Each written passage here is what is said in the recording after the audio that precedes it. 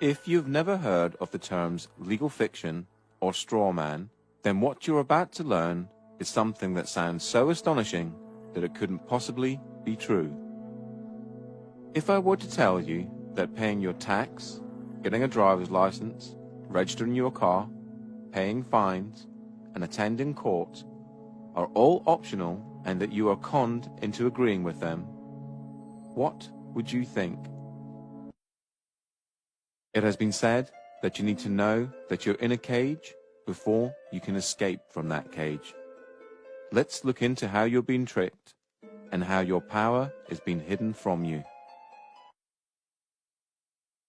Ah, the government. It loves you and wants to keep you safe and well. It even wants to make paying taxes, fines, and court costs easier for you. How? Well, you'll need to meet your straw man.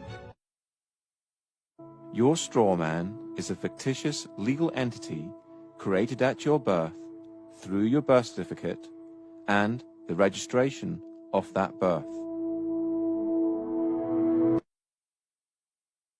Here's a definition of straw man.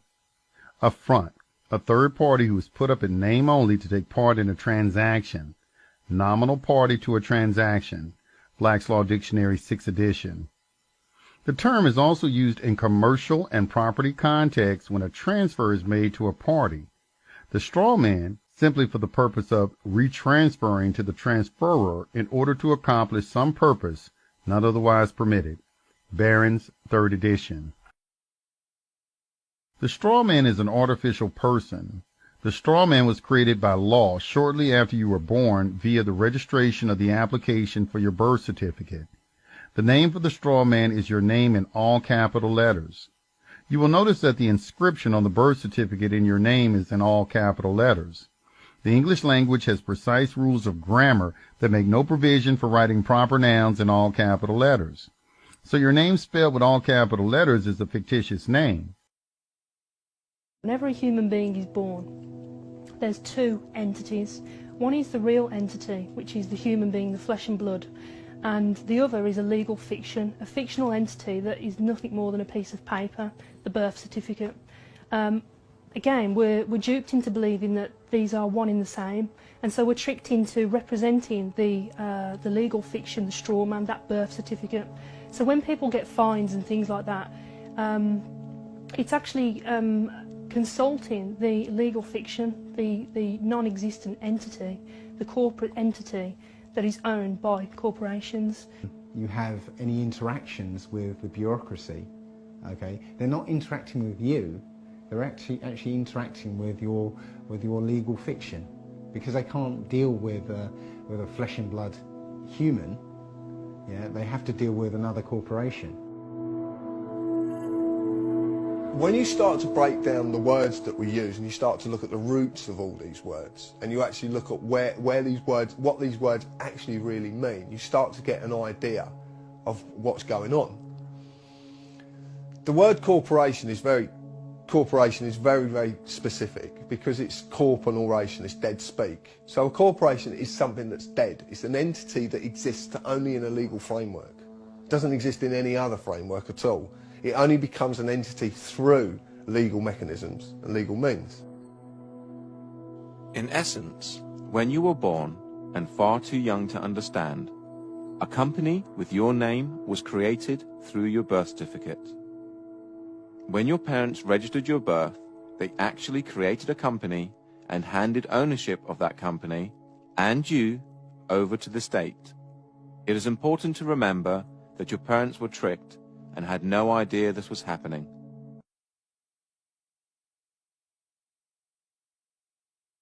This is why the state can take children from their families and it not be classed as kidnapping.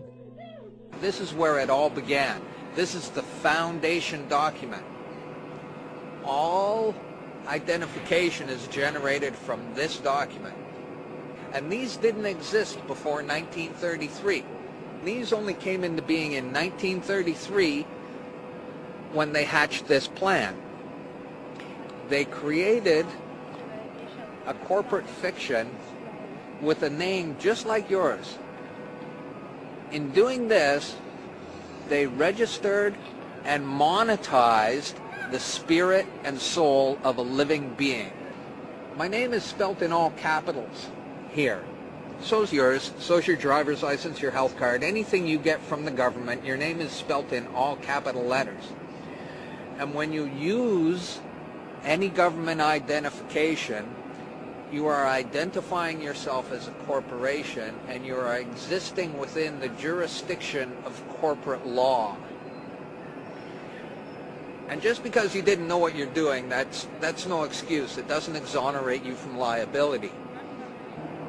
There was a bankruptcy in 1933, and the central bankers came in and said, we have a mechanism whereby you can continue to conduct commerce even though you're bankrupt and there's no money. Pledge your citizens as collateral.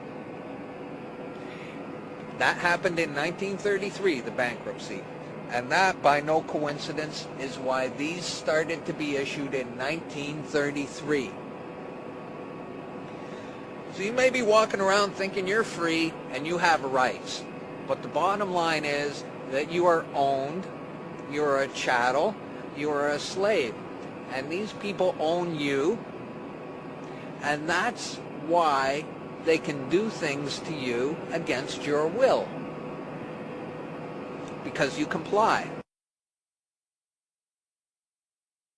Right now I'm going to just read a quote from Edward Mendell House and what he had to say in a private meeting with Woodrow Wilson, president between 1913 and 1921, from the private papers of Woodrow Wilson. Quote, very soon, every American will be required to register their biological property in a national system designed to keep track of the people, and that will operate under the ancient system of pledging.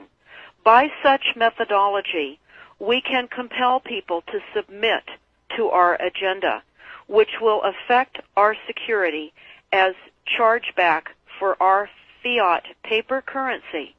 Every American will be forced to register or suffer not being able to work and earn a living. They will be our chattel, and we will hold the security interest over them forever by operation of law merchant under the scheme of secured transactions.